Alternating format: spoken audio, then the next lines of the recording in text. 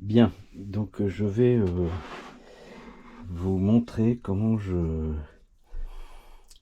j'arrive à faire de cette planche, euh, grosse planche de 4 cm d'épaisseur, sur 80 de large, et initialement elle faisait 2 mètres de haut. Comment j'arrive, c'est du chêne, hein. Donc là c'est en fait c'est des carrelets de chêne qui ont été assemblés, collés. Voilà, vous pouvez voir là ici qu'il y a un chêne un peu plus clair, un peu plus foncé, et voilà. Et ça m'a donné l'idée de faire des billots de bois comme celui-ci, qui est en cours de fabrication. Donc j'ai découpé des épaisseurs d'environ 4 ou 5 cm et, je les ai collés tout ensemble en alternant les couleurs et, ça fait un billot, ça fait exactement ce que j'avais l'intention de faire. Euh, donc là, évidemment, il faut le poncer, évidemment pour le rendre lisse, il faut découper un petit peu tout autour de cette planche. Voilà. Ça fait pas mal de chutes de chêne d'ailleurs. Et là, je vais vous montrer comment je le fais à partir de ça, hein. Donc là, c'était une portion de cette planche-là, qui fait 50 cm de hauteur, sur la moitié de la largeur, donc ça fait 40 cm de large. Voilà. Ce qui permet de faire au minimum un billot, voire un petit peu plus. Voilà. Donc je vais vous montrer comment je réalise ça.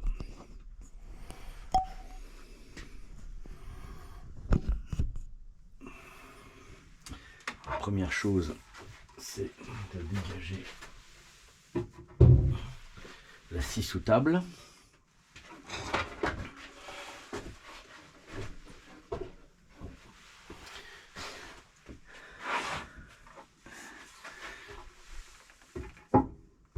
Voilà.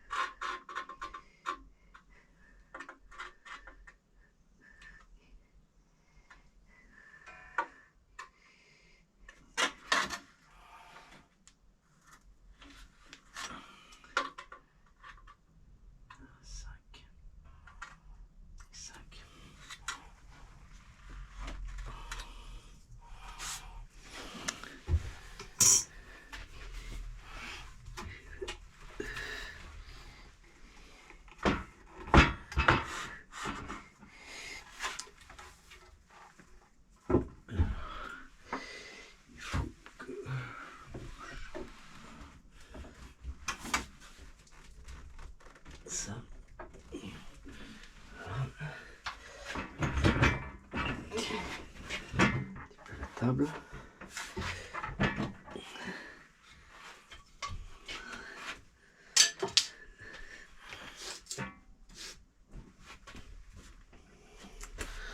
Voilà.